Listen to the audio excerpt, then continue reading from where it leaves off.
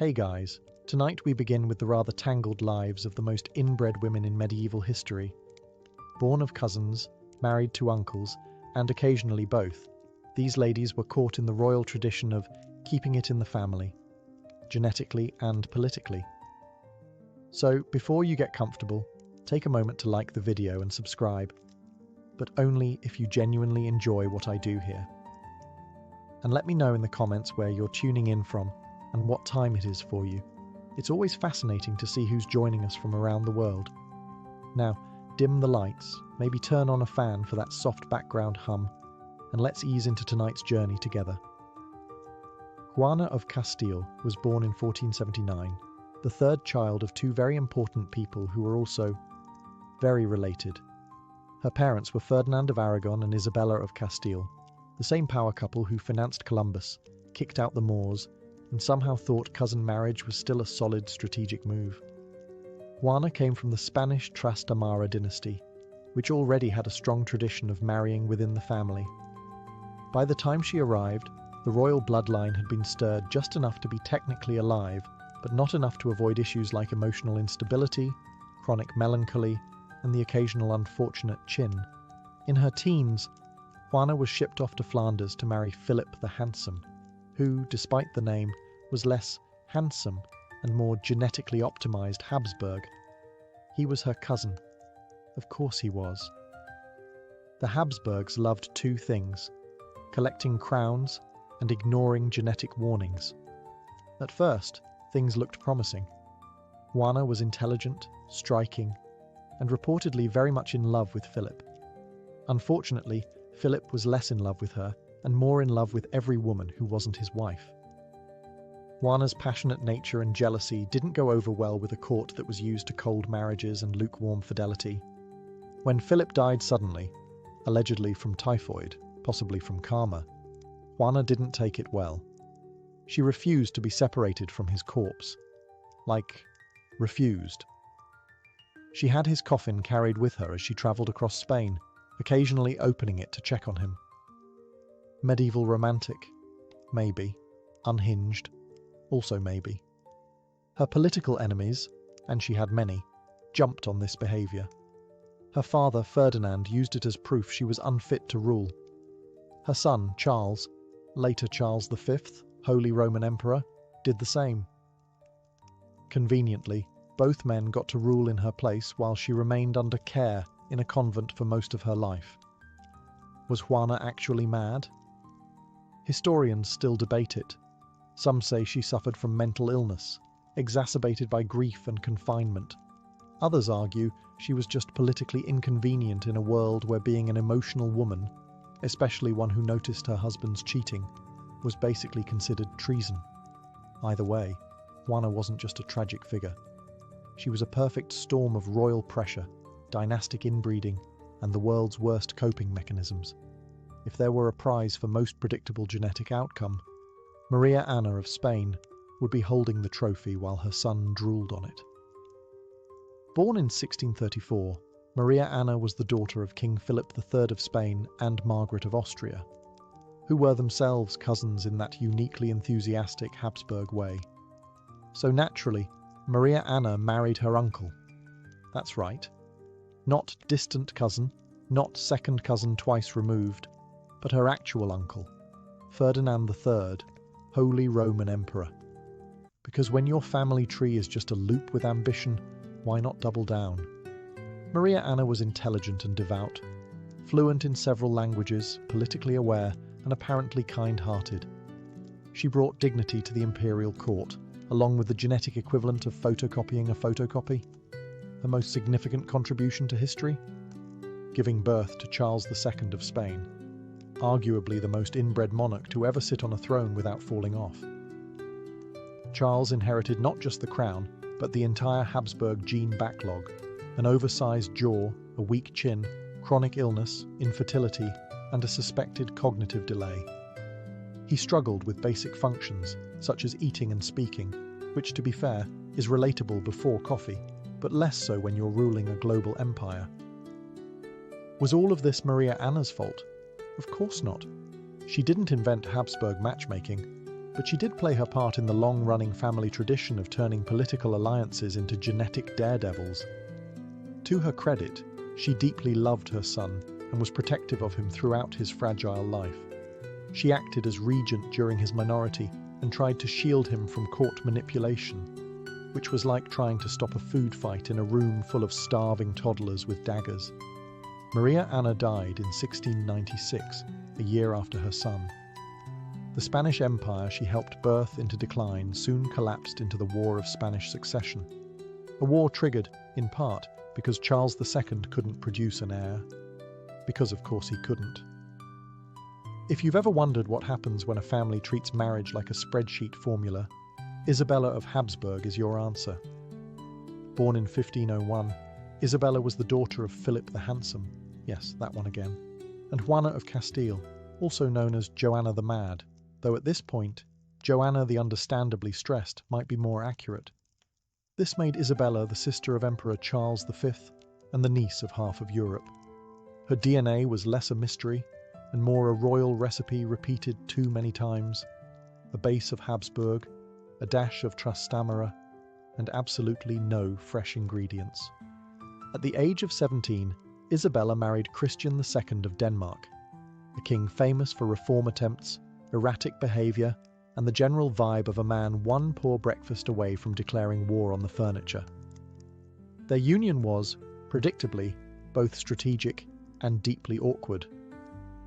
Isabella and Christian were cousins, of course, but what really sealed the genetic deal was that her Habsburg bloodline was already looping like a medieval screensaver. She was expected to bring stability, charm, and political advantage, and maybe also disguise the fact that her family tree was looking more and more like a wreath. Life in the Danish court was not kind to Isabella. Christian's rule went poorly. He was overthrown, imprisoned, and at one point, exiled. Isabella followed him loyally, which is either true love or hereditary stubbornness. Her health declined during years of court drama and political exile, and she died young, at just 24, from what some suspect was complications related to childbirth or illness, worsened by stress and royal politics. Their children continued the noble tradition of inbreeding, naturally. One of them, Dorothea, married Frederick II, Elector Palatine, a solid Habsburg match. Because if there's anything the dynasty valued more than jawlines and titles, it was ensuring that no family gathering ever needed name tags. Eleanor of Austria was born in 1498, which already puts her at a disadvantage, being sandwiched between the Renaissance and 1,000 royal expectations. She was the daughter of Philip the Handsome and Juana of Castile, making her the older sister of Charles V, and a proud owner of what can only be described as deluxe Habsburg genetics. Her childhood, a diplomatic waiting room, her teenage years, a series of almost marriages. At one point, she was promised to Henry VIII of England, but that fell through. Lucky her. Dodging that particular marriage was one of the few times Habsburg inbreeding may have accidentally improved someone's quality of life. Instead, Eleanor's first marriage was to Manuel I of Portugal, who was not only a much older man, but also her first cousin once removed, which, in the world of royal matrimony, is basically the medieval version of marrying someone from down the hall. She became Queen of Portugal, had 2 children, and was widowed before she hit 30. So naturally, the solution was to marry her off again. This time to Francis I of France, a man who had previously been held prisoner by her brother Charles V. Romance. Francis wasn't particularly fond of Eleanor, viewing her less as a wife and more as a political olive branch with a Habsburg return address. Their marriage was childless and chilly. He spent more time with his mistresses than with his queen, while Eleanor spent most of her time reading, praying, and politely pretending not to notice. Despite being married to the King of France, Eleanor remained loyal to her Habsburg roots, and you can't blame her. They may have been inbred, but they were predictable. Eleanor outlived both her husbands and retired quietly into the political shadows, dying in 1558. She was known for her piety, composure, and the remarkable ability to survive 2 royal marriages without causing a scandal, an Olympic-level achievement in her family. Her life was a masterclass in silent endurance. Though she didn't spark wars or scandals, she embodied the Habsburg woman's job description: marry the cousin, produce the heir, and pretend that the family resemblance isn't getting stronger with each generation. Catherine of Aragon was born in 1485 to Ferdinand of Aragon and Isabella of Castile, Spain's power couple and part-time genealogical bottleneck. As a princess of two united kingdoms, Catherine had everything: wealth, education, titles, and a family tree that circled tighter than a medieval drinking song. By the time she turned 3, Catherine was already betrothed to Arthur, Prince of Wales, eldest son of Henry VII. Why? Because Europe's royal families had a charming habit of marrying their cousins to other cousins, preferably in matching coats of arms. Catherine and Arthur were second cousins through John of Gaunt, which, in noble terms, is basically barely related. They married in 1501, and Arthur promptly died 5 months later. Did the marriage include relations? That question would come to define English history, spark the Reformation, and confuse lawyers for generations. In the meantime, Catherine was stuck in diplomatic limbo, a teenage widow living in England, no husband, no dowry returned, and still very much a pawn in the game of royal alliances. Enter Henry VIII, Arthur's younger brother, and eventually her second husband. It's not every day you marry 2 sons from the same family. But hey, the Trastamarras were all about reusing names, titles, and apparently spouses. Their early years were genuinely affectionate. Catherine was intelligent, graceful, and politically savvy. She gave Henry prestige, an alliance with Spain, and 5 pregnancies, only one of which survived: Mary, later known as Mary I. Unfortunately, Henry wanted a son, and Catherine, after years of miscarriages and heartache, couldn't deliver one. That's when things went from awkward to apocalyptic. Henry claimed their marriage was invalid because Catherine had been married to his brother. Catherine, backed by the Pope, insisted it was legitimate. Thus began the world's most dramatic annulment request, featuring theological debates, political threats, and one very determined king creating his own church just to get out of it. Catherine was banished, stripped of her title, and forced to live out her days in isolation, still insisting to the end that she was Henry's rightful wife. Her royal blood may have been blue, but it was also suspiciously concentrated. Her marriage helped shape English history, not through battle or diplomacy, but by reminding everyone that marrying within the family tree rarely ends quietly.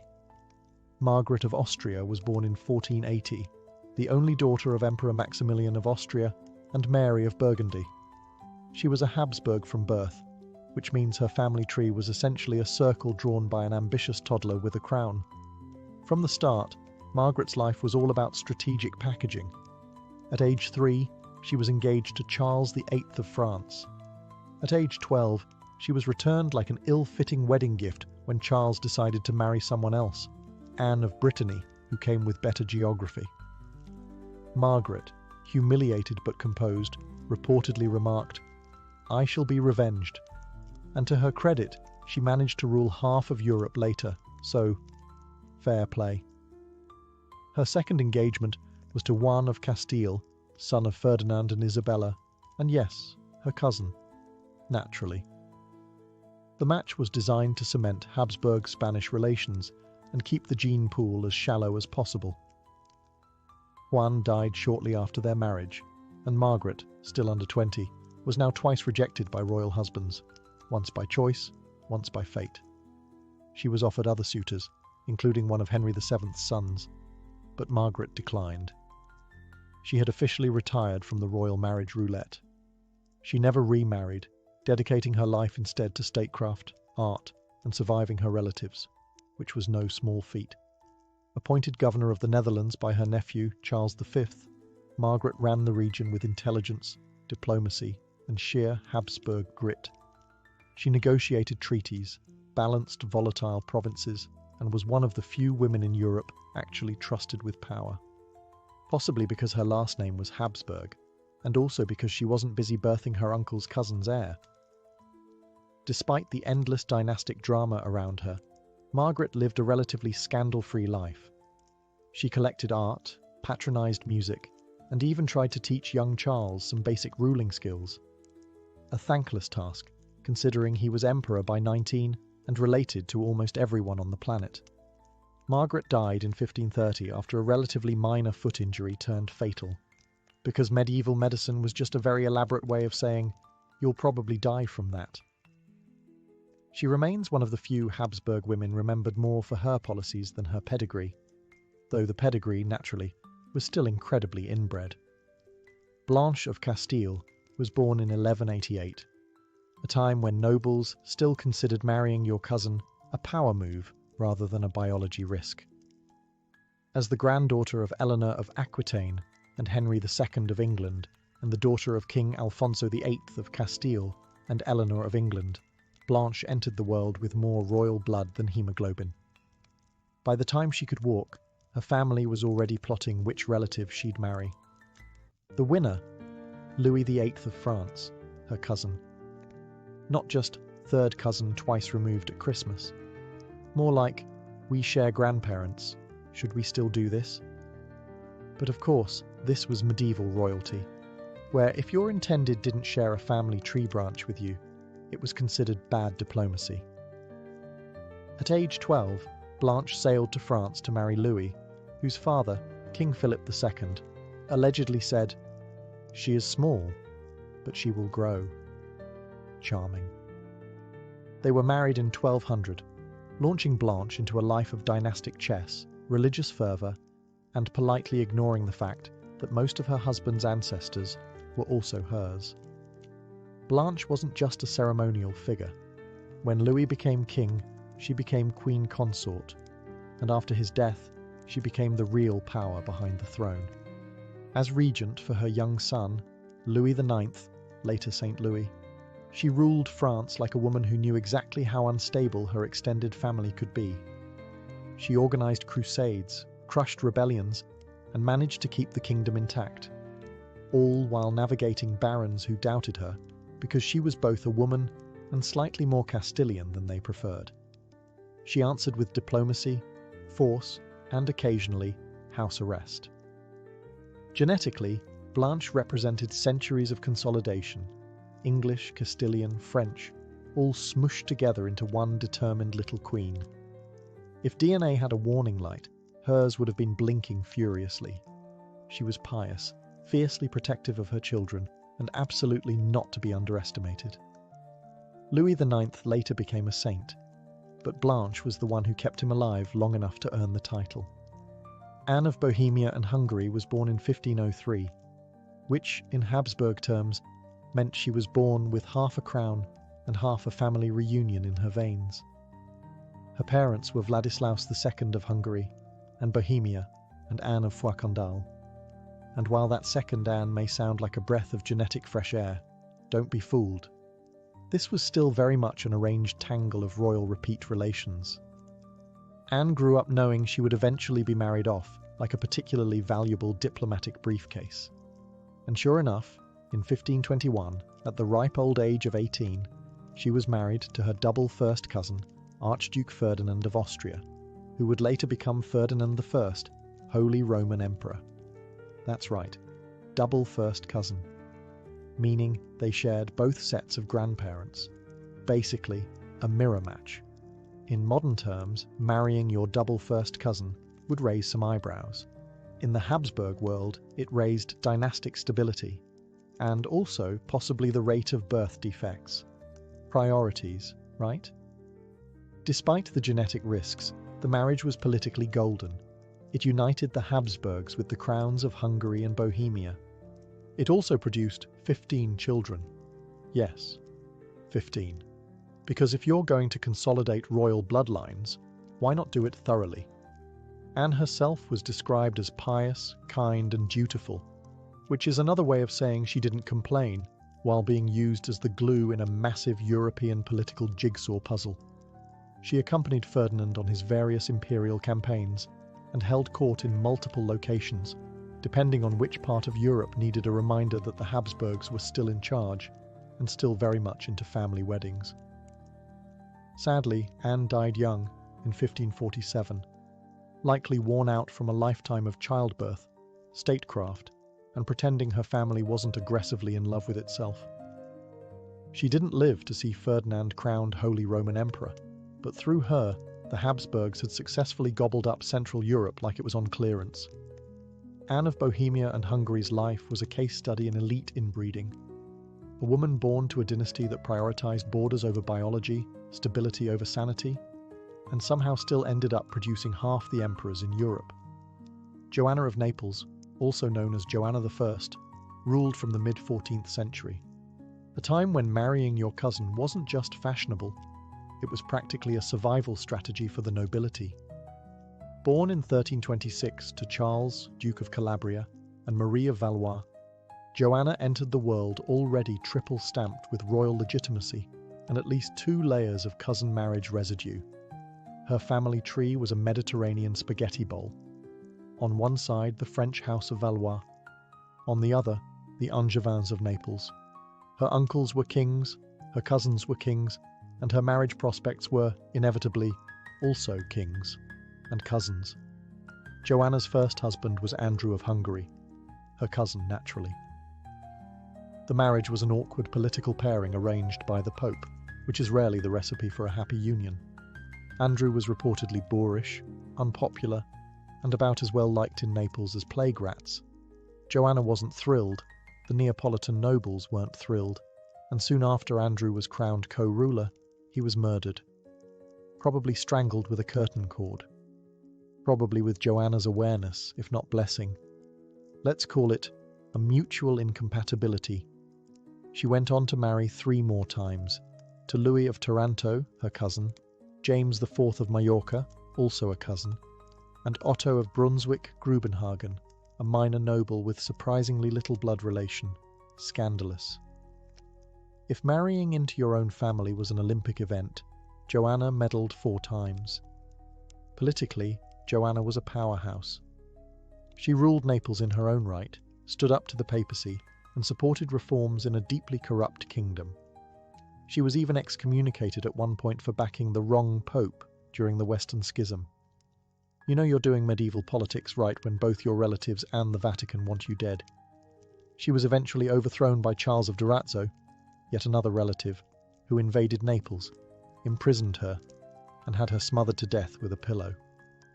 Which, given her track record with husbands and family, might have seemed oddly familiar. Joanna of Naples ruled boldly in a male-dominated world, married her way through multiple family branches, and died in the arms of someone who probably shared her great-grandmother. Born in 1566, Isabella Clara Eugenia was the daughter of Philip II of Spain and Elizabeth of Valois, a marriage between close cousins, because at this point, the Habsburgs were less a family and more a controlled genetic experiment with a crown budget. From the moment she could hold a quill, Isabella was being groomed to rule, which, in Habsburg terms, meant learning diplomacy, religion, and how to politely ignore that half your uncles were also technically your cousins. Her father, Philip II, was incredibly fond of her. This may be because she was intelligent and poised, or simply because she didn't try to rebel or marry outside the family. She was considered a strong candidate to inherit the entire Spanish Empire, but the pesky issue of male preference meant that her future would hinge on marriage, naturally to another Habsburg. She was eventually married to Archduke Albert of Austria, who was also her cousin. If that surprised you, welcome to your first day learning about European royalty. Together, they were appointed co-sovereigns of the Spanish Netherlands, a lovely way of saying, you get to govern a politically volatile region and deal with endless revolts while reporting to Madrid. Despite the challenge, Isabella rose to the occasion. She ruled with intelligence, religious zeal, and the calm focus of someone who had memorized every papal encyclical ever written and still found time to micromanage her courtiers. Her marriage to Albert was reportedly happy, or at least peaceful, possibly because they shared enough DNA to communicate telepathically. When he died in 1621, Isabella continued to rule solo as governor on behalf of the Spanish crown. She took religious vows and dressed as a nun, which didn't slow her down one bit. She oversaw peace treaties, kept the provinces semi-loyal, and even maintained a working post office. Yes, the Habsburgs trusted her to handle war, rebellion, and logistics. That's practically sainthood. Isabella died in 1633, leaving behind a reputation as one of the most competent rulers of her day. Her reign was a rare moment where Habsburg inbreeding produced not just twitchy chins and erratic rulers, but actual competence. Mary of Burgundy was born in 1457, the only child of Charles the Bold, Duke of Burgundy, and Isabella of Bourbon. Her inheritance? A massive chunk of European land, a family line that prided itself on noble marriages with familiar surnames, and the expectation that she'd marry another noble with equally recycled DNA. Her father, Charles the Bold, died in battle when Mary was just 19, leaving her suddenly in charge of the richest and most politically unstable duchy in Europe. Everyone wanted a piece of Burgundy.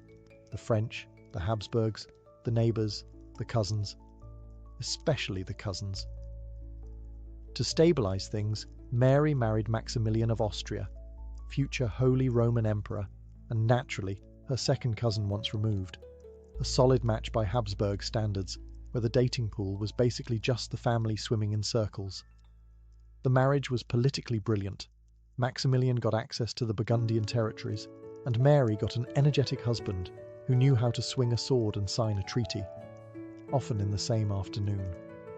Despite being a power match, it was also reportedly affectionate, which is downright scandalous by arranged marriage standards. But her reign was short and dramatic. She was constantly pressured by French ambitions, rebellious Flemish cities, and courtiers who thought a woman shouldn't be allowed to rule unless she was sewing something at the same time. Mary pushed back, signing the great privilege to grant more rights to her subjects, asserting her authority alongside her husband, and generally doing the medieval equivalent of running a Fortune 500 company with a baby on one hip. Then, in 1482, disaster struck.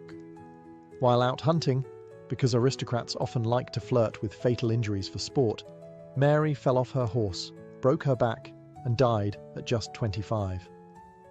It was sudden, tragic, and the kind of ending that left Maximilian wearing black and Europe scrambling to claim custody of their children. Her death was a turning point. Burgundy, once an independent powerhouse, got folded into the Habsburg Empire through her son, Philip the Handsome. Yes, that Philip. The one who married Joanna the Mad and passed his jawline to half of Europe. Maria Theresa of Austria was born in 1717, the only surviving child of Emperor Charles VI. Her birth was met with a royal shrug, since she wasn't a son. But Charles, ever the optimist, or perhaps just blind to European politics, issued the Pragmatic Sanction, a fancy imperial document that basically said, yes, I know she's a woman, but she still gets the empire, okay? Spoiler alert, Europe was not okay with that. When Charles VI died in 1740, Maria Theresa inherited the sprawling Habsburg dominions and a diplomatic mess. Nearly every European power challenged her right to rule. Why? Because she had the audacity to be a woman with a crown who hadn't married a first cousin yet. Actually, scratch that. She had. Maria Theresa married Francis Stephen of Lorraine, who was technically her distant cousin, because of course.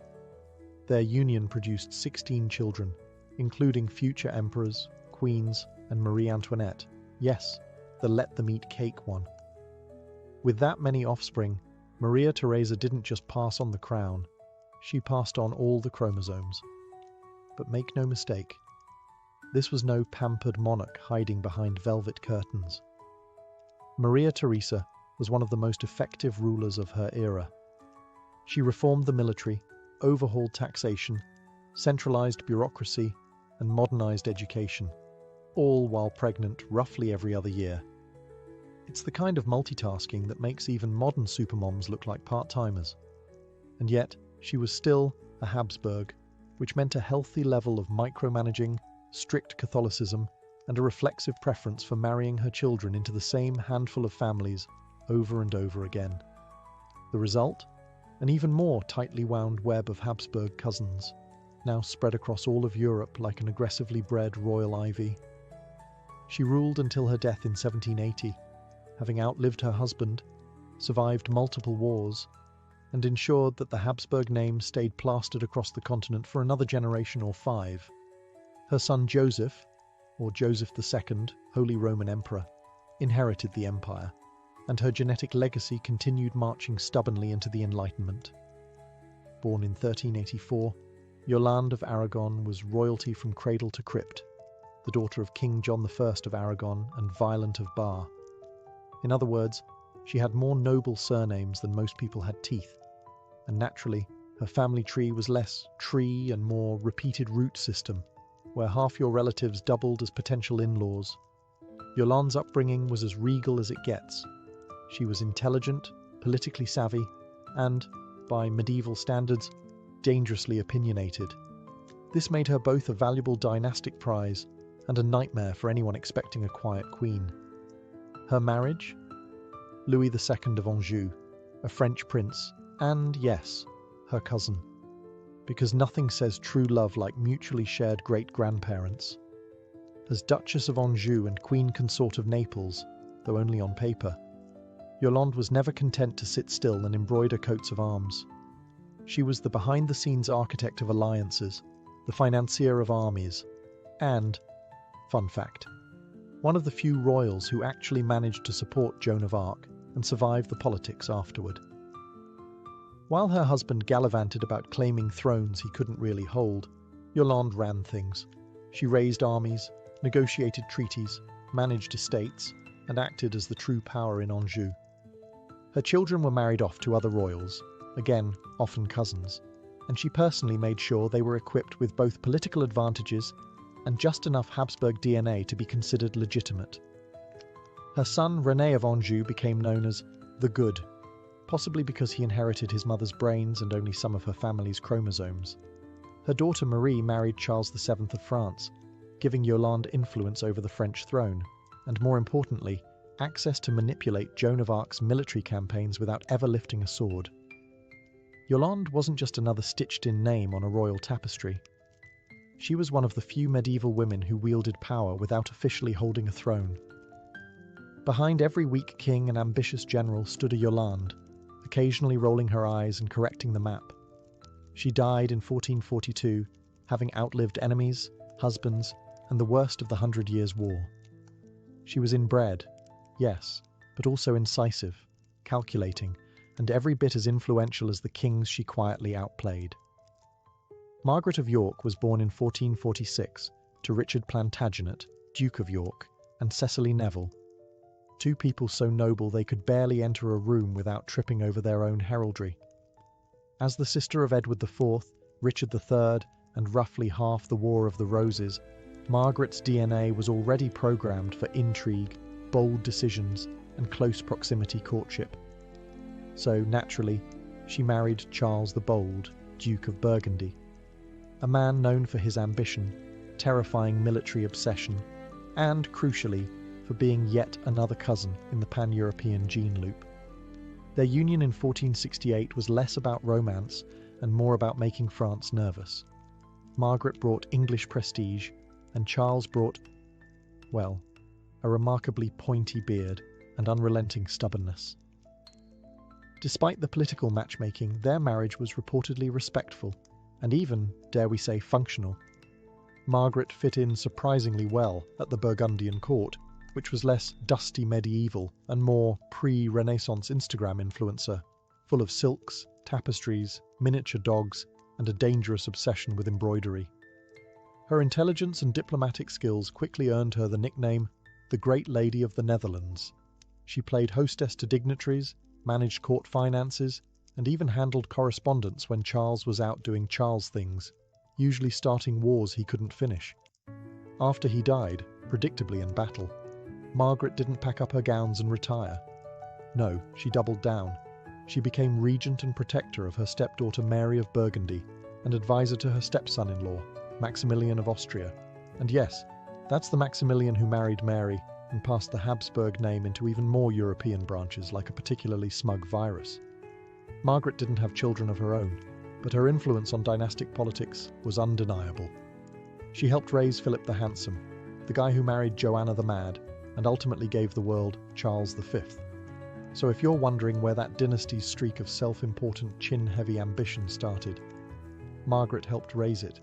She died in 1503, outliving her brothers, most of her enemies, and the fading golden age of Burgundy.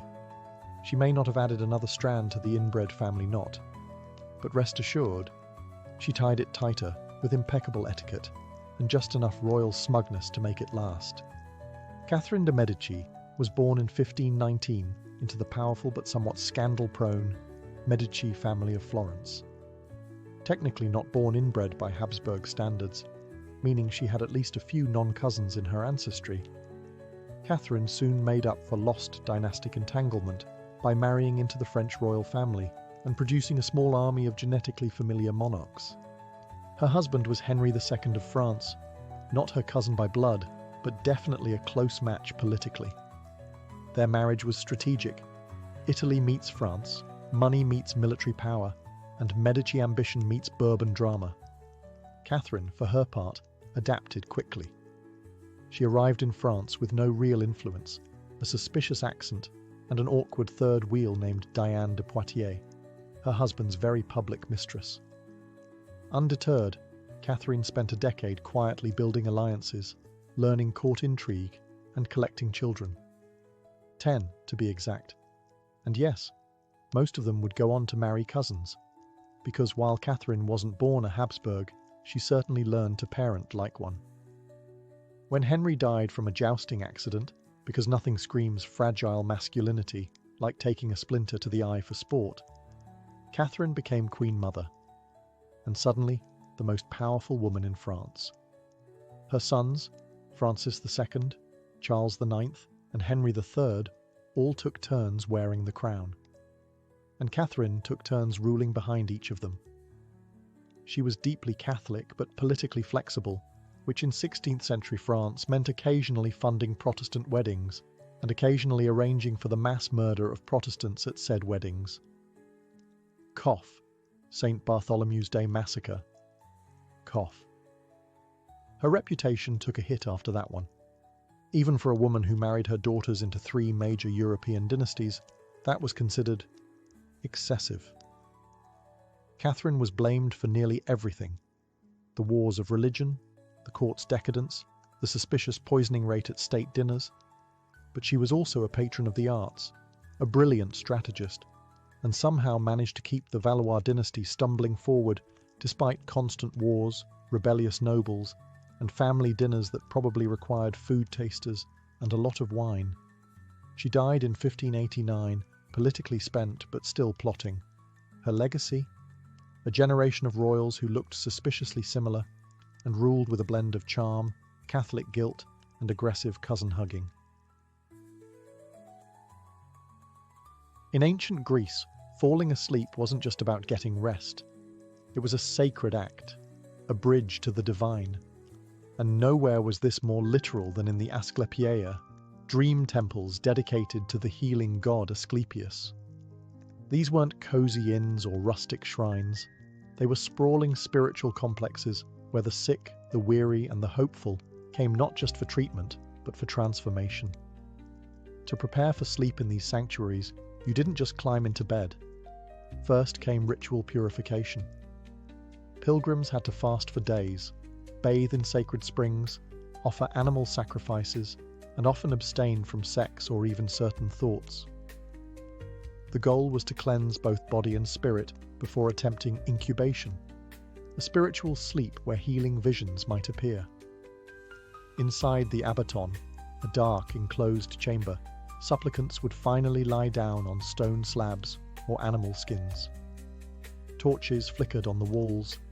Priests whispered prayers and burned incense. Sleep here was an intentional descent into another realm. Dreams were not random or meaningless. They were believed to be direct messages from Asclepius himself, offering symbolic, or occasionally very literal, guidance for healing. One might dream of snakes slithering over their body, which, oddly enough, was a good sign. Snakes were sacred to Asclepius, representing rejuvenation and divine intervention.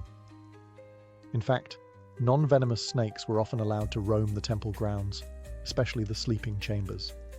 Yes, people knowingly fell asleep surrounded by snakes and considered it a divine honor.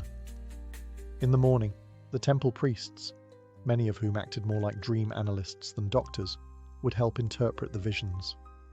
Sometimes they prescribed herbal remedies or changes in diet. Other times, the dream itself was the cure, believed to have realigned the soul or spirit. The Greek dream temples show us that sleep, for ancient people, wasn't just a biological necessity. It was a mystical voyage, a conversation with the gods. And if you were lucky, that midnight whisper from the divine might not just mend your body, it might change your fate. In ancient Egypt, sleep wasn't merely the absence of waking. It was a miniature death, a time when the soul, or Ba, left the body and wandered through spiritual realms. To guide that journey and protect the dreamer from malevolent forces, the Egyptians developed sleep rituals that were part mysticism, part medicine, and entirely woven into their cosmic worldview. Before going to bed, many Egyptians, especially the wealthy or priestly class, followed elaborate nighttime routines. Incense played a central role. Frankincense and myrrh weren't just exotic aromas, they were sacred tools. Burning these resins was thought to cleanse the air of demons, invoke the favor of the gods, and calm the mind. The smoke itself symbolized the rising of prayers to the heavens, wrapping the sleeper in divine protection. Then came chanting or prayer recitations, often spoken aloud by priests or whispered privately by individuals. These spells weren't just soothing bedtime mantras. They were active spiritual defenses, invoking deities like Thoth, the god of wisdom and dreams, or Bez, a squat lion-faced dwarf god who warded off nightmares and evil spirits. Images of Bes were frequently carved onto headboards or painted on bedroom walls. His grotesque features were meant to scare off anything lurking in the shadows. The bedroom itself was prepared as a sacred space. Beds were often raised and made of woven reeds or wood, and some even included built-in amulets or protective symbols. Special headrests, which look wildly uncomfortable by modern standards, were believed to keep the soul aligned with the stars during sleep. For the Egyptians, orientation mattered. Many aligned their sleeping direction to the rising sun or constellations like Orion, associated with Osiris and the afterlife. If one had troubling dreams or wanted divine insight, they might visit a temple, especially those dedicated to Serapis or Imhotep, where dream incubation rituals similar to those in Greece took place. Here too, sleep was invited through chants, oils, and incense, but always with the intent of receiving guidance from beyond. For ancient Egyptians, preparing for bed wasn't just about comfort. It was a ritual choreography meant to harmonize body, soul, and cosmos. Sleep was dangerous, sacred, and full of possibility. In ancient Babylon, the line between dream and destiny was razor thin. Sleep wasn't simply a passive act. It was a battleground of omens, spirits, and divine messages. Babylonians took their dreams seriously. So seriously, in fact, that entire professions revolved around them. Dream priests, known as sha'ilu, were trained interpreters of the nightly visions that came to kings and commoners alike. Before going to sleep, Babylonians often performed protective rituals to ensure that the right kinds of dreams found them. It was believed that dreams could be sent by gods like Marduk or Ishtar, but also by demons or wandering spirits. To ward off malevolent forces, people wore amulets, placed protective tablets under their beds, and traced magical symbols around their sleeping quarters, a kind of astral security system. Incense made from juniper, cedarwood, and tamarisk was burned at sunset, filling the house with sacred smoke. This wasn't just to scent the air. It was believed to purify the environment and appease the gods. Sleep, to the Babylonians, wasn't just rest. It was a gateway to divine communication, and the gods preferred a clean entrance. Many Babylonians recited nighttime prayers or incantations to encourage prophetic dreams. These prayers asked for clarity, protection from false visions, and safe passage through the dream world. If someone was hoping for guidance on a decision, whether to go to war, plant a crop, or propose marriage, they might sleep in a temple or under the open sky, a practice called dream incubation. The hope was that the gods would send a dream so vivid, so unmistakable, that it would guide the dreamer's actions by morning. And when the dreams came, they were recorded on clay tablets, sometimes accompanied by sketches of their content. Over time, the Babylonians compiled dream dictionaries, massive catalogues of symbols and their interpretations. Dream of a lion might mean victory in battle. Dream of drowning, expect betrayal. These books were so influential that their structure would later influence Greek and Roman dream analysis. To the Babylonians, dreams weren't psychological fluff. They were messages from the divine realm, and every night was a chance to read the gods' intentions, provided you performed the right rituals and slept under divine favour. In the ancient Vedic world of early India, sleep was more than a biological necessity. It was a cosmic event. The Vedic texts, composed thousands of years ago, describe sleep as a sacred state where the Atman, or soul, returns to the universal spirit, Brahman, before being reborn again at dawn. And like any sacred ritual, entering sleep required preparation, discipline, and awareness. One of the most important aspects of ancient Indian sleep culture was breath control, known as pranayama. Practitioners were taught to calm their minds and slow their breathing before bed, not to fall asleep quickly, but to align their breath with the pulse of the universe. This wasn't spiritual fluff. It was considered essential to help the soul travel peacefully during the night. Vedic sages believed that disturbed sleep could lead to mental confusion, spiritual imbalance, or even bad karma. So rituals were carefully followed. Many individuals recited evening mantras, Sanskrit hymns that praised the gods or sought protection during slumber. A popular nighttime chant was the Gayatri mantra, often whispered while facing the direction of the setting sun. The sleeping space itself was important. It was considered inauspicious to sleep with your head pointed north, as that aligned with the realm of death. South was avoided for similar reasons. The preferred direction was east, toward knowledge, or west, toward rest. People used natural bedding made of kusa grass, cotton, or animal hides, believing certain materials could influence the soul's dreams. Oils and herbs also played a part in preparing for sleep. Ancient Ayurvedic texts describe the use of warm sesame oil massages before bed, known as abhyanga. This practice calmed the nervous system, relaxed muscles, and prepared the mind for deeper rest. Herbal infusions made from ashwagandha, brahmi, or tulsi were consumed or burned as incense to promote lucid, insightful dreams. Dreams themselves were seen as reflections of one's inner truth, shaped by karma, desire, and purity. A disturbing dream wasn't just random.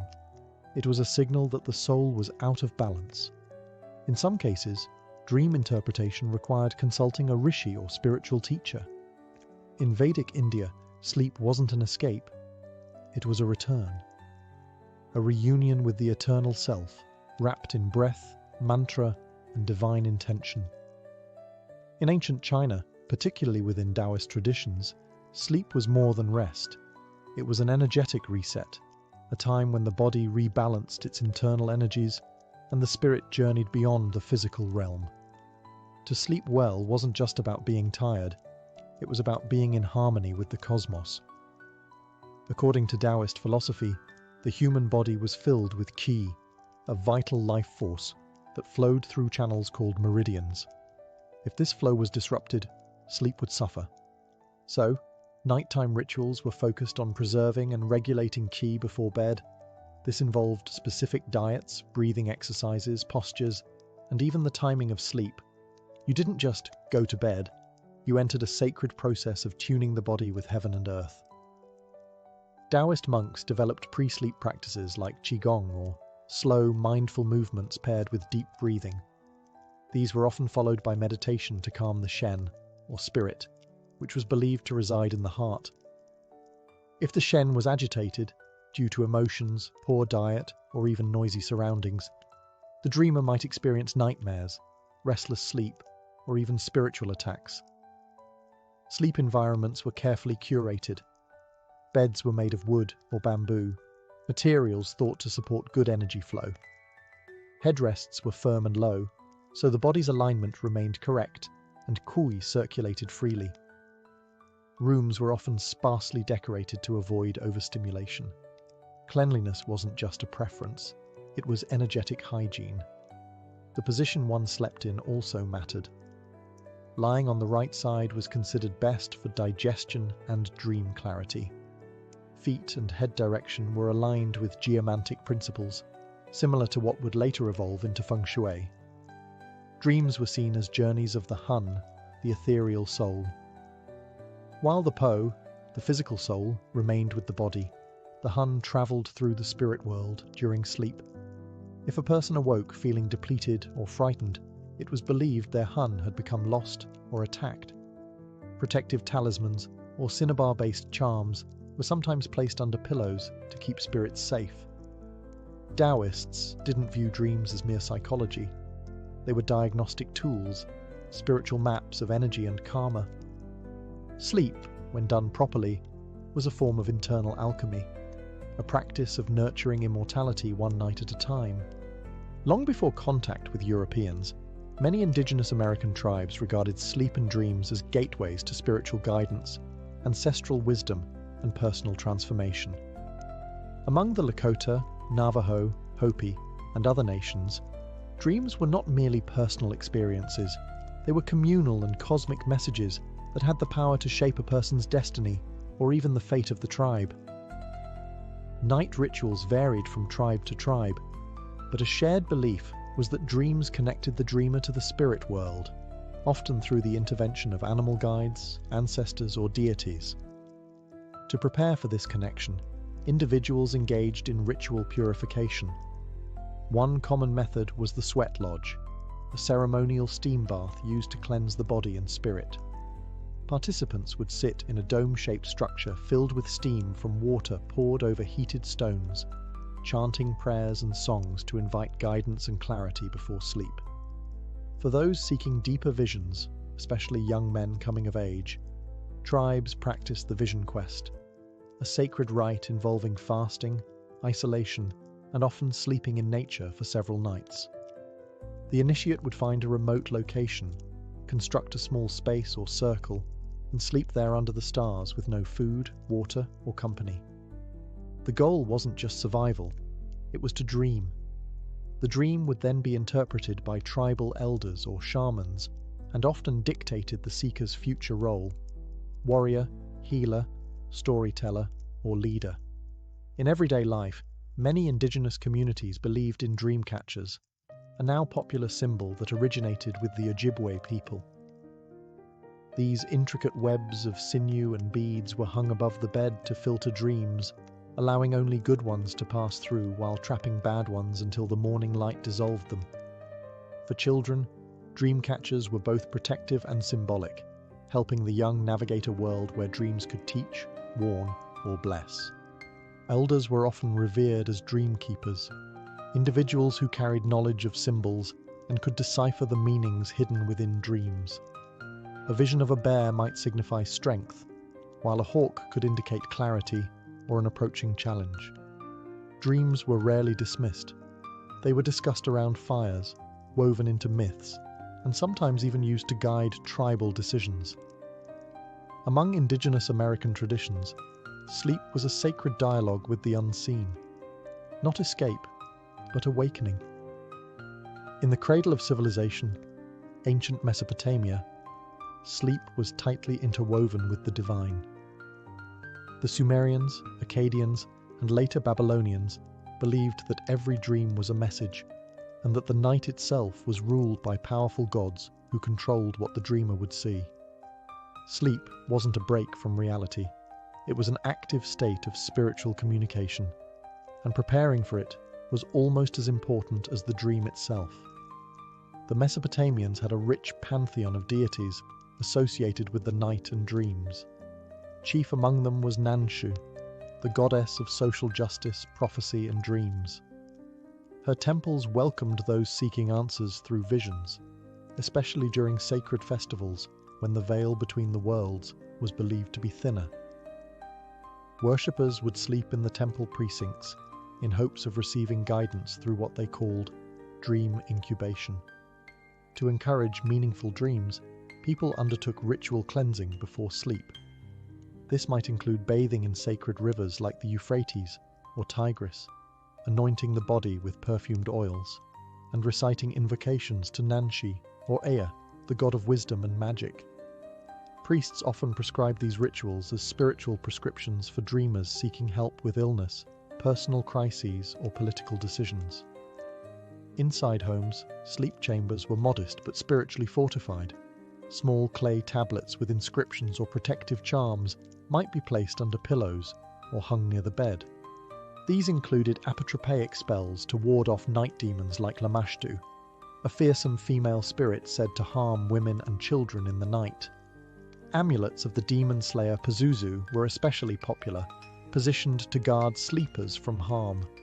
Dream interpretation was a highly respected profession. Dream readers, or Baru, compiled thick manuals, proto-dream dictionaries, based on centuries of observed symbolism. These tablets categorized dreams by content: animals, weather, food, celestial events, and even the emotions felt during the dream. A lion might predict royal favor. A collapsing house might mean impending disaster. The Mesopotamians were early masters of structured oneiromancy, or divination through dreams. Sleep in ancient Mesopotamia was never passive. It was a ritual, a risk, and a revelation. Entering the world of dreams meant entering the jurisdiction of the gods, and you better be prepared with your prayers, your oil, and your protective charms. Among the ancient Celtic peoples, from the misty highlands of Scotland to the oak groves of Gaul, dreams were seen as portals to the otherworld, a mystical plane inhabited by spirits, fae, ancestors, and deities. While the Celts left behind fewer written records than some ancient cultures, oral traditions and later Roman accounts reveal that sleep rituals, especially among the Druids, were rich with symbolism, mystery, and sacred intent.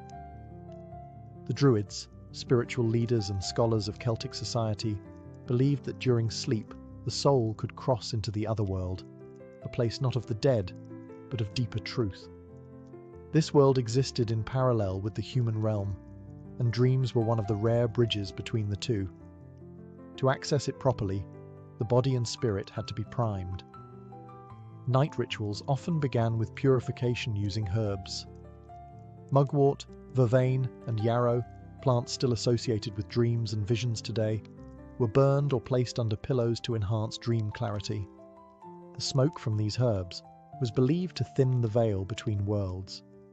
Some even brewed them into teas or potions before bed, consumed with whispered prayers to the fair folk or ancestral spirits. Sleep spaces were deliberately chosen for geomantic alignment. Certain hills, stone circles, or sacred groves were believed to be points of energetic convergence, places where dreams could be more potent or the spirits more accessible. During certain festivals, especially Samhain, the Celtic New Year and ancestor celebration, people would sleep in these areas to receive visions from their departed loved ones, or messages from gods like Brigid or the Dagda.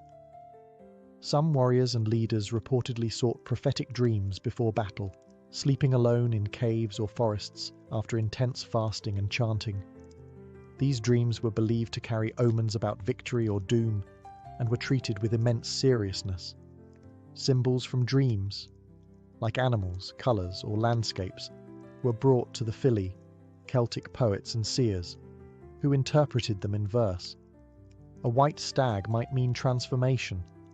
A dream of drowning in a forest might point to betrayal. Dreams were woven into Celtic mythology, shaping both personal destinies and communal stories. In the Celtic world, the night wasn't silent. It pulsed with whispers from beyond, carried into the dreams of those brave or pure enough to listen. In ancient Japan, the line between sleep, magic, and the unseen was carefully navigated through a spiritual system known as onmyodo, the way of yin and yang. Rooted in a blend of Taoist cosmology, Shinto spirituality, and Buddhist elements, onmyodo offered both elite courtiers and commoners tools to protect the soul during slumber and to harness the messages embedded in dreams. Central to onmyodo was the belief that the night was a time when the yin forces, dark, hidden, and often chaotic, were strongest. Sleep made a person vulnerable to possession by malevolent spirits known as yokai or yurei, and to being influenced by bad kimon, or directional energy. To combat this, practitioners used a variety of pre-sleep rituals that combined spiritual defense and purification. One such ritual involved the placement of ofuda, paper talismans inscribed with sacred spells, on bedroom walls or near sleeping mats. These charms were often blessed by an onmyoji, a specialist trained in astrology, divination, and exorcism. The talismans could repel spirits, seal bad dreams, or channel good fortune. Before bed, it was also common to light incense made from sandalwood or aloes wood. The scent was believed to please guardian spirits and create a purifying barrier. In noble households, ritual chanting or silent recitation of Buddhist sutras might be performed to calm the mind and invite peaceful sleep. Those particularly sensitive to the spirit world would sleep facing auspicious directions, never north, which was associated with death. Children were especially vulnerable, so they were often protected with engraved amulets or had special dolls placed nearby to absorb or ward off negative energy. These dolls, called hitogata, were thought to take on the burden of the sleeper's spiritual vulnerabilities. Dreams themselves were frequently recorded in private journals or shared with monks and diviners. If someone dreamt of fire, blood, or animals, it could signify impending illness, betrayal, or divine warning. Conversely, dreams of flying, waterfalls, or lotus flowers might herald spiritual growth or blessings. Dreams were messages, but only if you knew how to read them, and only if you survived the night unscathed. For the ancient Japanese, sleep was not to be taken lightly. It was a ritual, a strategy, and a spiritual gauntlet passed through nightly under the silent watch of spirits and stars. Long before the city of Alexandria dominated the Egyptian coastline, there was Heracleion, known to the Egyptians as Thonis. For centuries, it stood as the primary port of entry into Egypt, a thriving centre of commerce, religion, and diplomacy, where Greek merchants, Egyptian priests, and foreign emissaries crossed paths in a vibrant cultural melting pot. But by the time historians of the late medieval period were writing their chronicles, Heracleion had seemingly disappeared from history. Its location forgotten, its name preserved only in faded texts and half-remembered myths. Many dismissed it as a legend, a sort of Egyptian Atlantis. And yet, it was real. Heracleion once sprawled across the Nile Delta, its canals winding past massive stone temples and marketplaces. Monumental statues of gods like Amun-Gereb and Horus towered above the harbours. Ships from Greece, Phoenicia and beyond docked there to pay taxes and seek permission to enter inland Egypt. Its customs house was one of the most important in the ancient world. It was also a religious capital, a place where pharaohs would perform ceremonial rites to gain legitimacy from the gods before their reigns began. So how does a city like that just vanish? Sometime between the 2nd and 8th centuries CE, a series of natural disasters struck the region. Earthquakes, rising sea levels, and a sudden phenomenon called liquefaction, where the soil beneath the city essentially turned to jelly, caused entire sections of Heracleion to collapse into the Mediterranean Sea. Over time, sand and silt buried the ruins, and the currents of the Nile's estuary erased what remained from view.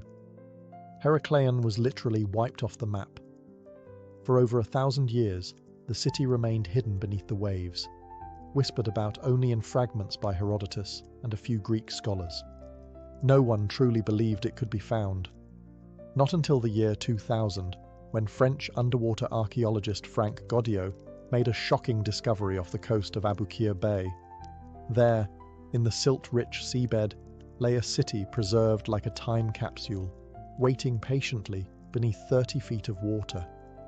Colossal statues, shipwrecks, gold coins, and inscribed steles began to surface, revealing that Heracleion had not been lost forever, only sleeping beneath the sea. At its peak, Heracleion was far more than a coastal outpost. It was the beating heart of Egypt's international trade, the first stop for foreign merchants and emissaries before they could pass further into the Nile's interior. Strategically positioned near the canopic mouth of the Nile, the city functioned as a customs checkpoint and a cultural filter. Everything coming into Egypt by sea had to pass through Heracleion first. Ships laden with olive oil, wine, incense, silver, cedarwood, and luxury textiles arrived from the Aegean and the Levant. In return, Egypt offered its signature exports: papyrus, grain, linen, glassware, and gold. Heracleion was the first place where these exchanges were logged, taxed, and blessed, often under the watchful eyes of priestly officials and divine statues. The Greeks who arrived there were fascinated and often intimidated by what they saw. The temples were immense, carved from solid blocks of stone and flanked by statues over 5 meters tall. One temple in particular stood out, a massive sanctuary dedicated to Amun-Gereb, the fusion of the Egyptian god Amun and a local deity. Pharaohs would come here to receive the divine blessing of their rule, participating in ritual coronations that reinforced their legitimacy in the eyes of both gods and men. And yet Heracleion wasn't just about religion and trade. It was also a cosmopolitan city where Egyptians, Greeks, Phoenicians, Libyans, and others lived, worked, and mingled. Artifacts recovered from the seabed include inscriptions in both Greek and Egyptian, amulets, jewelry, and even tax records scratched into tablets. These finds reveal a city that thrived not on isolation, but on connection, a city that lived and breathed through its interactions with the wider Mediterranean world. Frank Goddeau's underwater excavations have uncovered over 70 ancient shipwrecks, many of which were used to ferry goods to and from Heracleion's busy docks. Anchors, ceramics, and coins confirm that trade was both extensive and regulated. Temples kept detailed records of taxes collected from incoming cargo, gold for the state, incense for the gods. In short, Heracleion was Egypt's maritime soul, a place where divine authority met international commerce. It stood as the guardian of the Nile, welcoming the world and guarding its secrets until the sea reclaimed them. One of the most astonishing revelations about Heracleion came not from coins or ships, but from the massive temples that still rest beneath the sea. These weren't minor shrines tucked into corners. They were sprawling, monumental structures made of limestone and granite, dedicated to gods who ruled the Nile and the cosmos itself. The crown jewel of the city was the Temple of Amun-Gereb, a massive religious complex that likely served both political and spiritual functions. It was here that pharaohs received divine sanction, performing rituals to confirm their legitimacy. Heracleion wasn't just a customs checkpoint, it was a place of ritual coronation, where Egyptian rulers spiritually tied themselves to the divine order, the concept known as Mayat. But the real marvel is how much of it still survives. When Frank Goddeau and his team dove beneath the silt-choked waters of Abu Qir Bay, they discovered colossal statues, many still standing upright. Some measured over 5 meters tall, including a massive statue of the god Hapi, symbol of abundance and the flooding Nile. Others included statues of queens and pharaohs, carved with astonishing precision. What's more shocking? Some were found nearly intact, despite being underwater for over 1,000 years. Then there were the stelae, giant stone slabs inscribed with hieroglyphs. One particularly important find was the decree of Nectar Nebo Phi, an official proclamation carved into granite, which listed religious laws and temple privileges. Its survival underwater is a miracle in itself, and it offered hard proof that Heracleion wasn't just myth, but a major religious hub backed by the state. Temples in Heracleion were not only religious centres, they also acted as repositories of wealth and knowledge. Offerings from around the Mediterranean poured in: gold, alabaster jars, ritual knives, and incense burners. Statues of Osiris, Isis, and Horus lined temple halls, and ceremonial boats were used in sacred processions, some of which were found submerged but astonishingly well preserved. What these temples reveal is clear. Heracleion was a spiritual capital, not just a trade port. The rituals performed here shaped the destiny of kings, blessed the economy, and bridged the world of the living with the realm of the gods. All now eerily silent, but preserved in stone beneath the waves. For over 1,000 years, Heracleion was lost, buried beneath layers of sediment, forgotten by maps, and dismissed by many as myth. But in the year 2000, the silence of the sea was finally broken. French underwater archaeologist Frank Goddio, backed by the European Institute for Underwater Archaeology, i.e. WESM, made a discovery that would stun the world: the sunken remains of a city that defied time. Goddio had spent years studying ancient texts and scouring the murky waters of Abukir Bay, just off the coast of modern-day Alexandria. The region had long been suspected of hiding secrets. Clues were buried in the writings of Herodotus, Strabo, and Egyptian records, all hinting at a once great city swallowed by the Mediterranean. But until Goddio's expedition, no one had found physical proof. Using advanced sonar and magnetometry, his team scanned the sea floor, identifying anomalies hidden beneath meters of silt. What emerged wasn't just a scattering of relics, it was a fully submerged city. Whole streets, canals, temples, statues, and shipwrecks lay preserved in the anaerobic depths, protected from erosion by layers of mud and river sediment. The first things recovered were colossal statues, including 2 imposing 5-meter figures of a Ptolemaic king and queen, believed to represent a ruling couple who had once governed Heracleion. Soon followed a massive stele inscribed in both Egyptian and Greek, confirming the city's identity. The bilingual inscriptions were a historian's dream, tangible proof that Thonis and Heracleion were in fact the same city, known by different names to Egyptians and Greeks. Over the next few years, Goddio's team uncovered over 70 ancient shipwrecks, thousands of coins, weights, religious artifacts, and ceremonial vessels. What made this discovery extraordinary wasn't just the volume, but the state of preservation. Unlike ruins found on land, these artifacts were untouched by looters or weather, frozen in time beneath the silt. Frank Goddio's rediscovery of Heracleion wasn't just an archaeological achievement, it was a resurrection. A city believed to be legend was now re-emerging, piece by piece, offering a stunning glimpse into a world thought lost forever. And perhaps most exciting of all, only a fraction of the city has been excavated. Heracleion still sleeps, waiting for the next dive. Heracleion's rise was spectacular, but its fall was slow, silent, and devastating. Unlike cities destroyed by fire or war, Heracleion vanished beneath the sea in a gradual, almost ghostly decline. There was no single day of doom. Instead, the city was lost through a series of natural disasters that unfolded over centuries, the kind of events too quiet to make headlines, but powerful enough to erase a civilization. The first culprit was tectonic activity. The Nile Delta sits on a seismically active zone, and Heracleion's foundations were particularly vulnerable. Small but repeated earthquakes may have weakened the soft, waterlogged ground beneath the city, which was built on silt and clay rather than firm bedrock. But it wasn't just the tremors that doomed Heracleion. It was a geological phenomenon known as liquefaction. Liquefaction happens when the ground becomes saturated with water and loses its ability to support weight. Imagine a layer of wet sand suddenly turning to quicksand. That's what happened beneath Heracleion. As earthquakes shook the delta and rising sea levels pushed salt water further inland, the earth literally liquefied and whole sections of the city began to sink. Buildings, temples, even ships pulled downward into the mud. Over time, the city fragmented, Canals overflowed, quays collapsed, and temples began to tilt and vanish below the surface.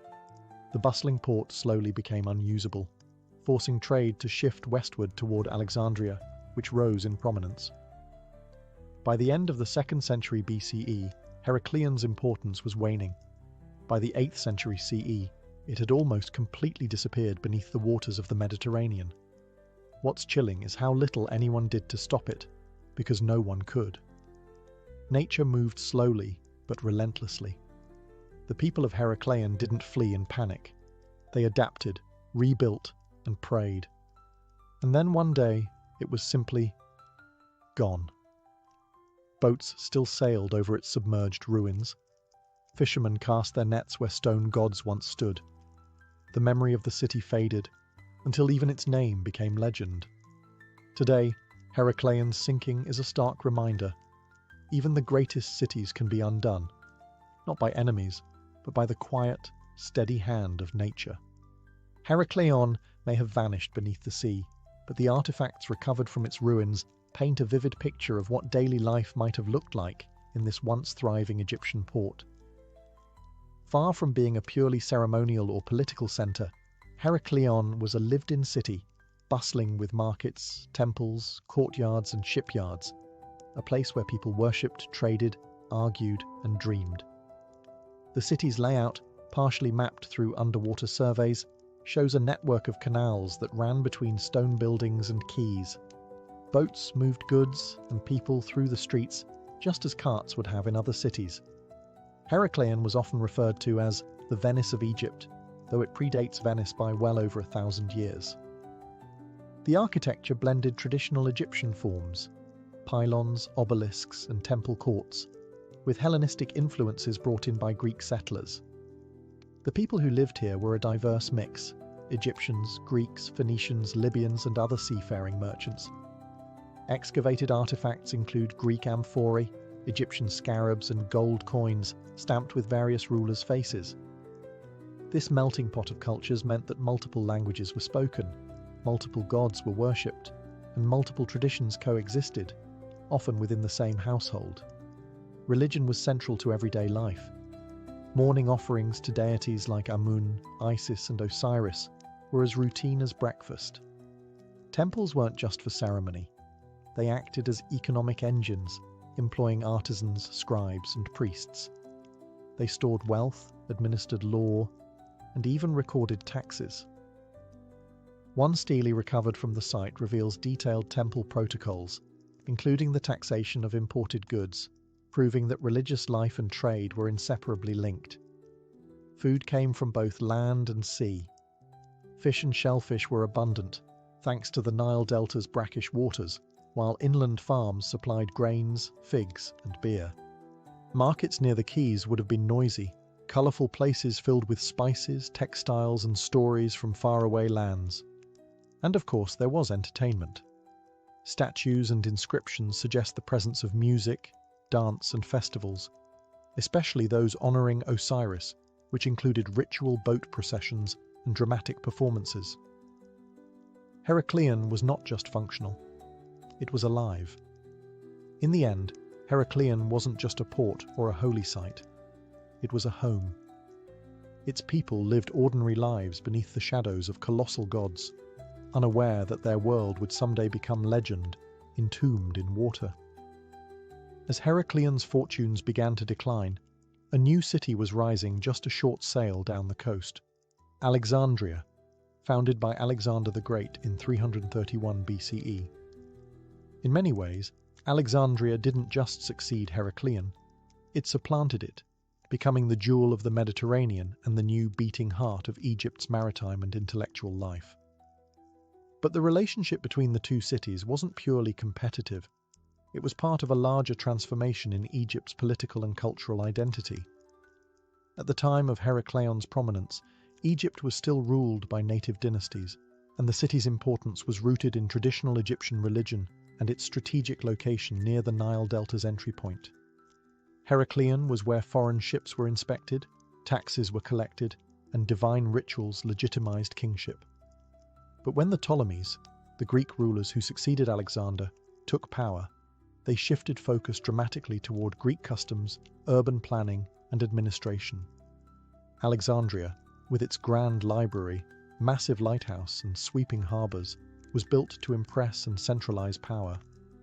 The Ptolemies channeled trade through their new city, bypassing Heracleion in favour of a fresh Hellenistic capital.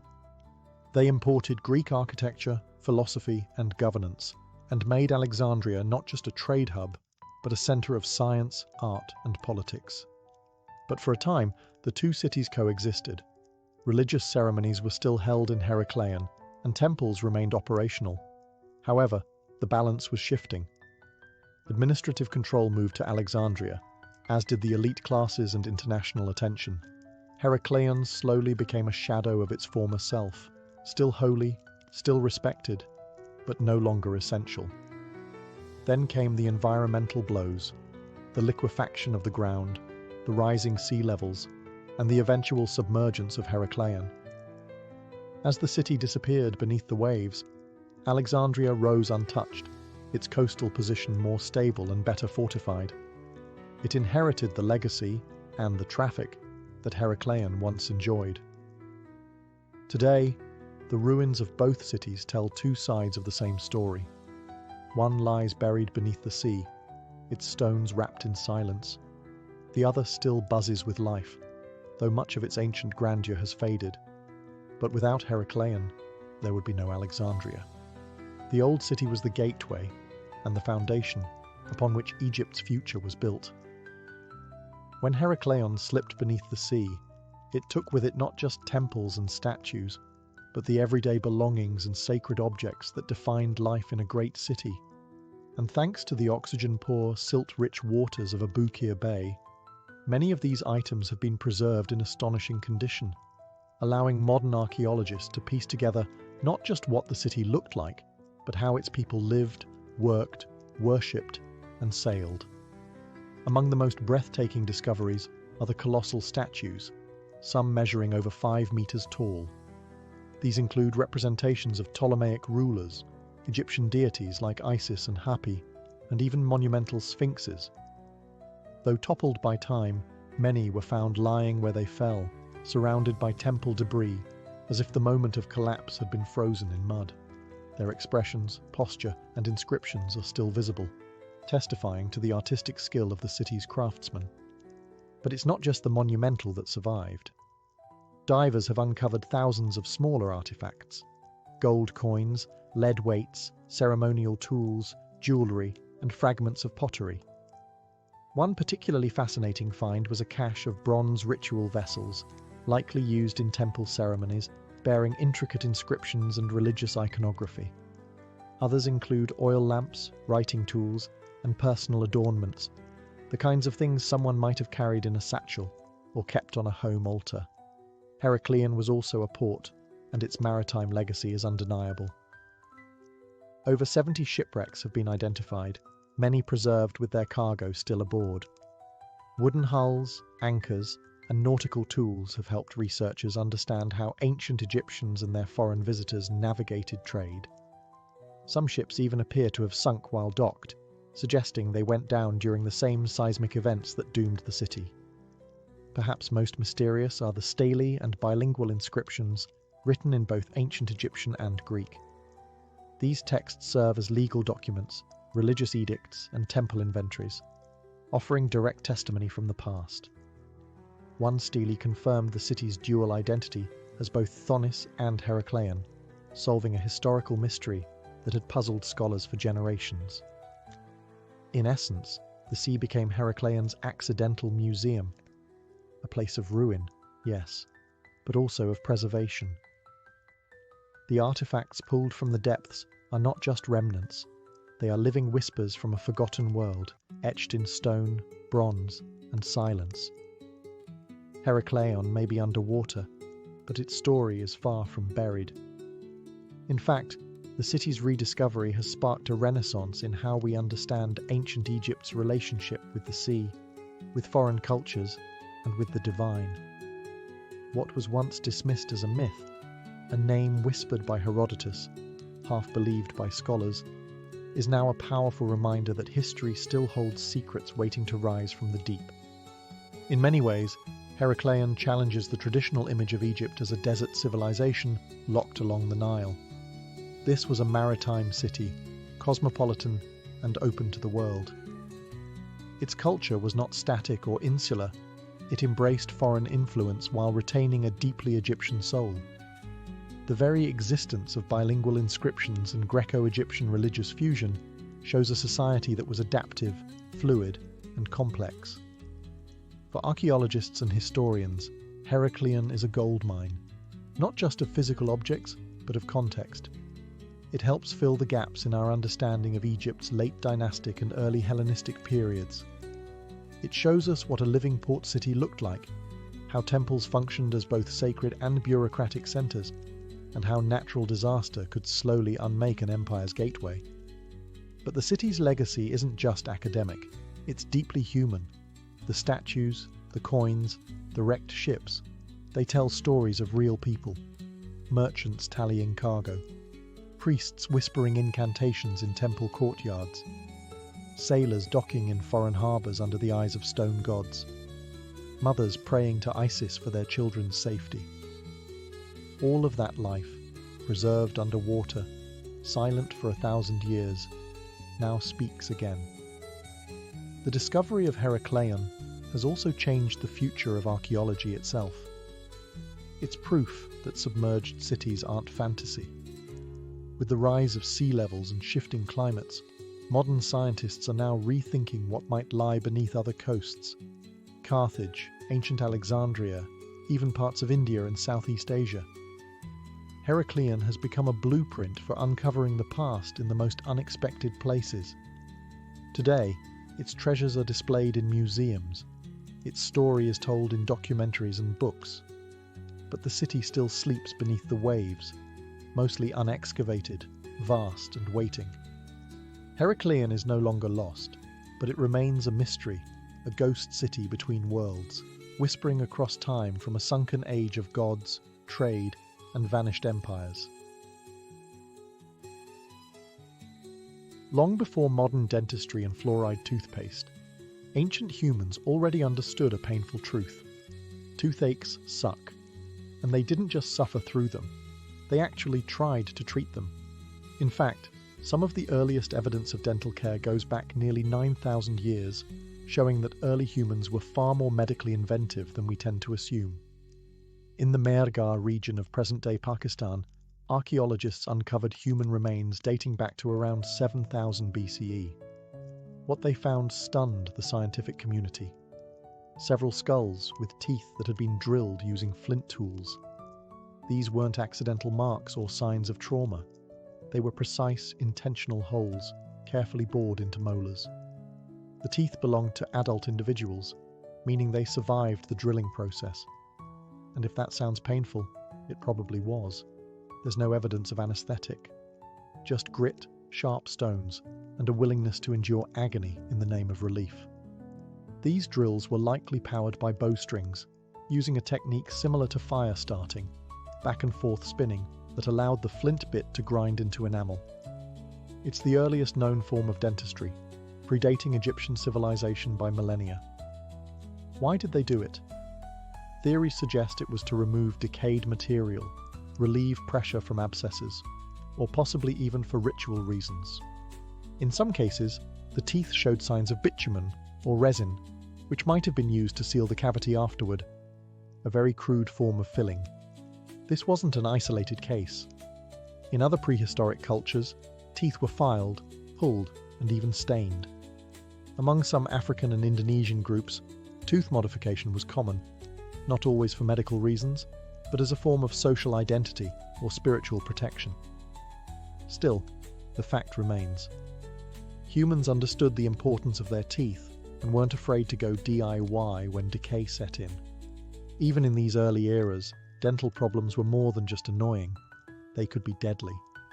An untreated abscess could lead to infection, fever, and even death, which explains why, in a world without antibiotics, drilling out the rot, no matter how crude the method, may have saved lives. So, while they lacked porcelain crowns and Novocaine, Prehistoric people weren't clueless. They faced dental pain with stone tools, raw courage, and shocking precision, setting the stage for everything that came next. When it comes to ancient medicine, Egypt often steals the spotlight, and dentistry was no exception. The Egyptians didn't just acknowledge tooth problems, they created an entire medical field around it. In fact, the world's first known dentist was an Egyptian named Hesi-Ra, who lived around 2600 BCE during the reign of Pharaoh Djoser. His tomb bears the title Chief of Dentists and Physicians, suggesting that dental care was already a respected profession in the Old Kingdom. But if you're picturing a calm clinic with copper tools and smiling patients, think again. Egyptian dentistry was an intense blend of practical techniques and magical incantations. The famous Ebers Papyrus, a 3,500-year-old medical text, includes remedies for toothaches, infections, and gum disease. Some treatments involved chewed herbs and honey, both of which have antimicrobial properties. Others, however, involved placing a dead mouse on the aching tooth and reciting spells to drive away evil spirits. Not exactly Ada approved. Egyptians also understood the concept of oral hygiene. They used twig toothbrushes, chewed on aromatic sticks to freshen breath, and even made rudimentary toothpaste from crushed eggshells, ox hooves, pumice, and myrrh. It was gritty, abrasive, and not particularly minty, but it worked. In terms of real procedures, evidence from excavated mummies shows attempts at dental surgery. Some skulls show drilled molars, similar to those in prehistoric Pakistan, while others have abscesses that appear to have been drained. There are also signs of crude splints used to stabilize loose teeth. Still, most Egyptians likely suffered through dental problems without major intervention. Their diet, filled with stone-ground bread, introduced plenty of sand and grit into their mouths, which wore teeth down prematurely and caused fractures. Interestingly, archaeologists have found gold wires and metal bands in a few skulls, possibly the earliest examples of dental bridges or stabilization devices. Whether they were used in life or added posthumously is debated, but they prove one thing. Egyptians were thinking creatively about how to preserve the structure of the mouth. In essence, ancient Egyptian dentistry was part science, part superstition. They understood infection, practiced hygiene, and experimented with surgical tools, all while invoking gods like Sekhmet and Thoth for help. They may not have had anesthetic, but they had ambition, and that made all the difference. While the Egyptians were mixing myrrh and ox hooves into gritty toothpaste, the Etruscans of ancient Italy were pioneering something far more glamorous: dental prosthetics. Long before the Romans dominated the Mediterranean, these highly skilled artisans were crafting what could be considered the first dental bridges, elegant, functional solutions to missing teeth that would influence dentistry for centuries. Dating back to around 700 BCE, Etruscan burial sites have revealed skulls fitted with gold bands and wire ligatures holding replacement teeth in place. These weren't just functional fixes, they were status symbols. In many cases, the replacement teeth were not artificial at all. They were real human or animal teeth, sometimes from oxen, fitted neatly alongside the living teeth using loops of fine gold. It was delicate, precise, and quite possibly painful. But it worked. The Etruscans were known for their metallurgical skill, and that extended to dentistry. The gold bands used in their bridges were soft enough to manipulate, yet strong enough to hold teeth securely in place. These were not quick fixes for commoners. Rather, they were custom dental work for the elite, likely performed by skilled metalworkers or physicians associated with religious or noble households. What's remarkable is how aesthetic their dental solutions were. These bridges weren't just functional, they were crafted to restore facial symmetry and preserve appearance. The Etruscans understood, long before modern cosmetic dentistry, that missing teeth altered not just chewing, but the entire shape of the face. In a society where appearance and status were deeply intertwined, this mattered a great deal. There's no direct evidence that they performed extractions or surgeries, but the presence of dental appliances suggests that oral health was actively managed. and not purely for medical reasons. Like their elaborate tombs and intricate jewelry, Etruscan dental work reveals a people deeply invested in presentation, legacy, and dignity, even in death. Some of these dental bridges remained in place after burial, suggesting they were worn in life and carried into the afterlife, a sign of how intimately dental care was tied to identity. In a world without dentures or implants, the Etruscans' gold-bound bridges were a mark of innovation and elegance, a gleaming smile from a civilization ahead of its time. By the time the Roman Empire rose to power, dentistry had evolved into a mix of practical treatments, surgical experimentation, and questionable cosmetics. The Romans didn't just inherit medical knowledge from the Etruscans and Greeks. They expanded it, codified it, and added their own uniquely Roman flair. Think of it as ancient dental care with a touch of militarized efficiency and vinegar rinse. One of the most famous Roman medical writers, Aulus Cornelius Celsus, described dental procedures in his medical encyclopedia De Medicina. He noted techniques for extracting teeth, treating toothaches, and even cleaning the mouth with abrasive powders made from crushed bones, oyster shells, and charcoal. Some recipes included urine, which sounds horrifying today, but actually provided a natural source of ammonia, a potent cleaning agent. Yes, Romans used urine as mouthwash. Bottled and imported from provinces like Portugal and Gaul, it was prized for its whitening effect on teeth. Elite Romans seeking bright smiles may have suffered through daily gargles of fermented ammonia, followed by a rinse of wine or vinegar to freshen the breath. Vanity, it seems, can override disgust. Beyond that, Roman physicians used forceps, scalpels, and dental elevators for extractions and oral surgeries. Metal tools have been found in excavation sites alongside surgical kits, showing that dentistry, while painful, was not uncommon. Soldiers, in particular, received treatment for broken or abscessed teeth, as oral health was considered vital to combat readiness. The wealthy, on the other hand, had access to early prosthetics inspired by Etruscan designs. These included bridges secured with gold wire and replacement teeth made from ivory or bone. Like their predecessors, Romans saw teeth as status symbols. A full white smile was associated with beauty, power, and good breeding, especially in the public arenas of the forum or the baths. Even the philosopher Pliny the Elder chimed in, recommending remedies like burnt mouse ash for toothaches or chewing mint for bad breath. His works, while eccentric, reflect how deeply oral health was woven into everyday Roman life. In the end, Roman dentistry was as advanced as it was brutal. Painful, certainly. Effective, occasionally.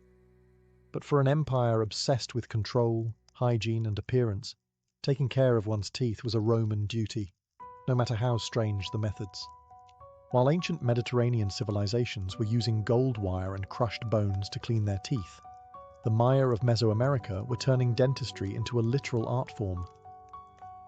For the Maya, dental modification wasn't just about health. It was about status, identity, and spiritual symbolism. They didn't just fix teeth. They adorned them, carved them, and embedded them with precious stones, all without modern anesthesia. Archaeological findings from sites in present-day Mexico, Guatemala, and Honduras have revealed skulls with intricate dental work dating back over 1,000 years. Many Mayan elites had inlays of jade, turquoise, hematite, or obsidian fitted into their front teeth, not after death, but while they were alive. The inlays were carefully set into small, perfectly drilled holes in the enamel, using primitive rotary tools tipped with obsidian or other sharp stones. It's believed they used water, powdered quartz, or even plant resins as lubricants and adhesives to keep the gems in place. The precision of these modifications is astounding. The drilled holes are so symmetrical and clean that researchers believe the Maya had a deep understanding of dental anatomy, even if they didn't frame it in medical terms. And remarkably, there's minimal evidence of nerve damage or infection, suggesting these procedures were not only common but successfully executed. But why did they do it? The answer lies in cultural meaning. For the Maya, the mouth was a powerful symbol, the place where breath and speech emerged, both considered sacred. Modifying teeth was a way to honor the gods, signal elite status, or align oneself with cosmic forces. Jade, for example, was associated with life, fertility, and divine favor. A ruler with jade-inlaid teeth wasn't just showing off, they were embodying sacred authority. The Maya also practiced tooth filing, reshaping canines and incisors into points, not unlike vampire fangs or symbolic glyphs. In some cases, the designs mimicked animal forms, likely invoking spiritual protection or transformation. And while some dental work served ceremonial purposes, evidence suggests others were functional repairs, like filled cavities or drilled abscesses. So the Maya weren't just performing ritual art, they were also treating real dental problems, centuries before European dentistry had caught up. To the Maya, dentistry was a fusion of medicine, magic, and aesthetics, a worldview drilled into every glittering smile. In ancient China, dentistry wasn't a separate science. It was deeply integrated into the broader philosophy of traditional Chinese medicine, TCM. Rather than isolating the mouth as a separate unit, Chinese physicians believed that oral health reflected the health of the entire body. A sore tooth wasn't just a dental issue, it was a sign of internal imbalance in the organs, particularly the stomach and kidneys. And while they didn't use drills or bridges like other civilizations, the Chinese developed a sophisticated system of preventive and herbal dentistry that spanned centuries. As early as 3000 BCE, writings in texts like the Huangdi Neijing, the Yellow Emperor's Inner Canon, made mention of dental issues. Ancient practitioners mapped meridians, energy channels, that connected the teeth to specific organs. For example, pain in a lower molar might point to issues in the bladder or stomach. Rather than attacking the symptom, Chinese medicine sought to restore balance through diet, acupuncture, and herbal treatments. To keep teeth healthy, daily oral hygiene was emphasized. People chewed fragrant twigs from aromatic trees like willow and miswak to clean their teeth, similar to toothbrushes. They also used salt water rinses, crushed herbs, and even powdered bone to scrub away buildup. Tooth powders often included cloves, mint, rhubarb root, cinnamon, and ginseng, all aimed at freshening breath, reducing inflammation, and strengthening gums. Toothaches were treated using acupuncture, specifically targeting points along the jaw, neck, and even hands to relieve pain and stimulate healing. This non-invasive approach was often paired with poultices, mixtures of ground herbs applied directly to the gum or cheek to draw out infection or reduce swelling. Interestingly, ancient Chinese texts also reference tooth regeneration techniques using mineral pastes or spiritual rituals involving dragon bones, fossilized animal bones believed to carry potent qi, life energy. These bones were ground into powders and sometimes mixed with wine or herbs to create a kind of early medicinal paste. There is limited evidence of surgical intervention or tooth extraction in early Chinese civilization, but that may reflect the cultural emphasis on preservation and balance rather than invasive correction. In many ways, their focus on prevention, clean diets, consistent hygiene, and body-wide balance mirrors some of the best practices of modern holistic dentistry. For the ancient Chinese, the path to a healthy mouth began not in the mouth, but in the harmony of the entire body. In ancient India, oral health wasn't treated in isolation. It was considered a vital part of the body's overall balance and energy flow, rooted in the ancient medical system known as Ayurveda. Dating back over 3,000 years, Ayurvedic texts like the Karaka Samhita and Sushruta Samhita contain detailed observations on dental care, tooth diseases, and remedies, some of which are surprisingly aligned with modern understanding. The Ayurvedic approach to dentistry emphasized prevention, purification, and daily rituals. One of the most enduring practices was Danta Davana, or daily tooth cleaning using herbal chewing sticks. These sticks came from specific trees like neem, licorice, or babool, all of which have antibacterial properties. People would chew on one end until it frayed, then use it to brush their teeth. This practice still exists in parts of rural India today, but oral care didn't stop there.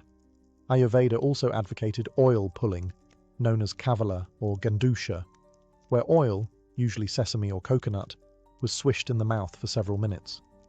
This wasn't just a hygiene ritual. It was believed to pull toxins from the body and strengthen teeth, gums, and jaw.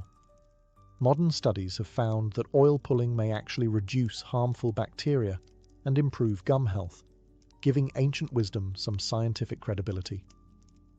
The Sushruta Samhita, attributed to the surgeon Sushruta around 600 BCE, contains chapters specifically on tooth extraction, jaw fractures, and oral ulcers. Sushruta described surgical instruments for removing damaged teeth and draining abscesses, using iron tools and herbal pastes to disinfect the area. He also recommended cauterization, burning the infected area with a heated tool, for severe cases of decay or gum disease. Painful, yes, but methodical. Ayurveda classified dental diseases into categories like dantaharsha, tooth sensitivity, dantashakara, tartar buildup, and dantaveshta, gum inflammation. Treatments were tailored according to a person's dosha, their body constitution, vata, pitta, or kapha, and could involve dietary changes, herbal rinses, and even meditation to reduce stress-related grinding or jaw tension. For the ancient Indians, the mouth was a sacred gateway, a channel through which speech, nourishment, and breath all passed. To keep it clean, healthy, and balanced was not just a health decision, it was a spiritual obligation. In Ayurveda, dentistry wasn't just a branch of medicine. It was a daily act of alignment between body, mind, and spirit. In the ancient Greek world, medicine and dentistry were deeply influenced by philosophy, observation, and early anatomy. Unlike some civilizations that saw disease as purely spiritual, the Greeks, especially from the classical period onward, sought rational explanations for pain and decay, including dental issues. And while they didn't have dentists in the modern sense, their physicians practiced surprisingly advanced oral care for their time. Greek thinkers like Hippocrates and Aristotle wrote about teeth in medical and anatomical terms. Hippocrates, often called the father of medicine, described the structure and eruption of teeth, causes of tooth decay, and even methods of extraction. He believed that imbalances in the body's four humours, blood, phlegm, yellow bile, and black bile, could lead to dental disease, especially gum infections and tooth pain. For the Greeks, diet played a central role in oral health. Physicians warned that soft, sticky, or overly sweet foods could cause decay. Instead, crunchy foods like apples, grains, and legumes were encouraged for scraping residue off teeth. There's also mention of chewing mastic gum, a resin from the mastic tree, to freshen breath and clean the mouth, a practice still popular in the Mediterranean today. When problems did occur, Greek physicians employed treatments that ranged from herbal remedies and poultices to rudimentary surgical procedures. Tooth extractions were done using metal forceps, often without anesthesia. The pain was intense, but sometimes relieved with herbal sedatives like opium poppy, mandrake, or henbane. For abscesses, physicians used lancing techniques to release infection, often followed by salt or wine rinses for disinfection. Aristotle took a particularly detailed interest in teeth, even noting that men and women had different numbers of molars, which turned out to be incorrect, but demonstrated his effort to systematize human anatomy.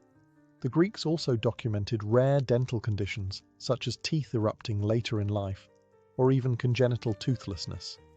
Dentistry was not considered a separate field, but part of general medical training.